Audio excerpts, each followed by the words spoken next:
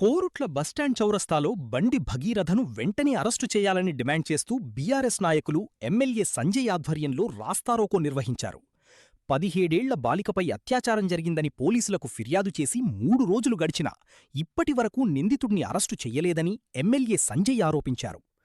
దేశ హోంసహాయ మంత్రిగా ఉన్న బండి సంజయ్ తన కుమారుణ్ణి కాపాడేందుకు ప్రయత్నిస్తున్నారని, దేశానికి రక్షకుడిగా ఉండాల్సిన వ్యక్తి భక్షకుడిగా మారాడని తీవ్ర విమర్శలు చేశారు.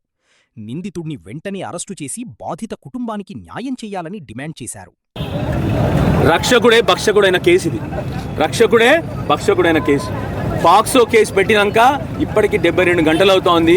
ఆ బాధితుడు రాళ్ళు పెట్టిన కేసు మీద ఇప్పటి వరకు ఆ యువకుని మీద ఇంకా అరెస్టు జరగలేదు. పాక్సో సిద్ధాంతం ఏంటంటే, పాక్సో యాక్ట్ ఏం చెప్తుందంటే, ఈ కేసు పెట్టిన 24 గంటల లోపలే ఆ నిందితుడిని అరెస్ట్ చేయాలి.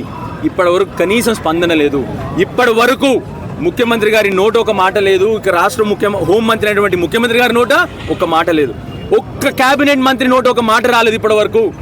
అదేవిధంగా దేశంలో ఉన్న కేంద్ర హోంమంత్రి చేసిన పనికి ఇప్పటి వరకు కేంద్రం నుంచి కూడా ఒక మాట లేదు.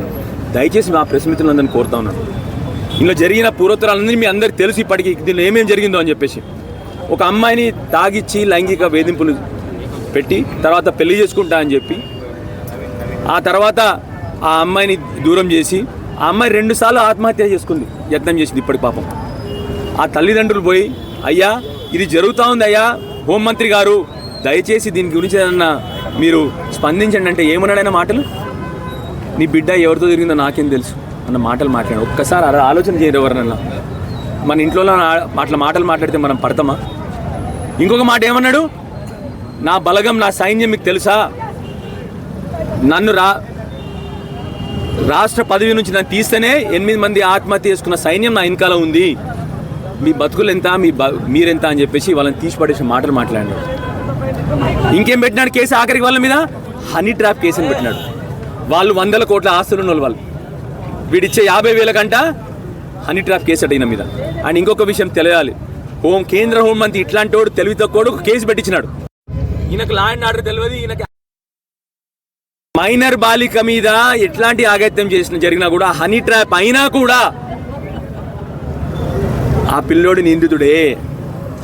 ఇంకా ఏమంటాడు ఈ హోంమంత్రి, ఇవాళ కేంద్ర హోంమంత్రి ఏమంటాడు, ఒకసారేమో నేను హిందూని అంటాడు, ఒకసారేమో నేను బీసీని అంటాడు. ఆ అమ్మాయి కూడా బీసీయే కదా హోంమంత్రి గారు. మరి ఇప్పుడు ఇక్కడ కూర్చున్న వాళ్ళందరూ బీసీలే కదా. మరి దీనికి ఏం జవాబు చెప్తారు మీరు?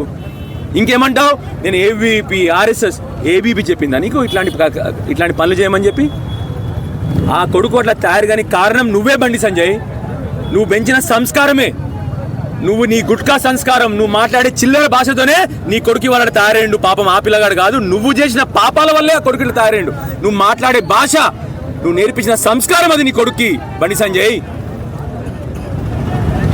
దయచేసి ఇప్పటికన్నా మా మీడియా మిత్రుల్ని కోరుతా ఉన్నాను, అదేవిధంగా పోలీసు వాళ్ళని కోరుతా ఉన్నాను, ఎట్లాంటి బిడ్డకు ఇలాంటి కష్టం రాకూడదు. ఒక 17 ఏళ్ల బాలికకు ఒక 25 ఏళ్ల అడ్డగాడిద చేసిన పాపాన్ని పిల్లల్ని రాజకీయాలకు రావద్దని చెప్పేసి ఇంకా నీతులు చెప్తా ఉన్నాడు. 25 ఏళ్ల అడ్డగాడిద పిల్లోడా. ఆ రోజు ఎన్ని కేసులు అయినా ఆయన మీద, ఇప్పటికీ వైలెంట్ కేసులు, అన్ని కేసులు అయినప్పుడు బుద్ధి చెప్పుంటే ఆ పిల్లగాడి తయారయ్యాడు కాదు బండి సంజయ్. నువ్వు నేర్పించే సంస్కారమే చిల్లర పనులు, చిల్లర మాటలు, చిల్లర భాష. నువ్వు మాట్లాడే భాష ఏంది, నువ్వు మాట్లాడే ఆ పిల్లగాడు ఎట్లా పెరుగుతాడు మరి?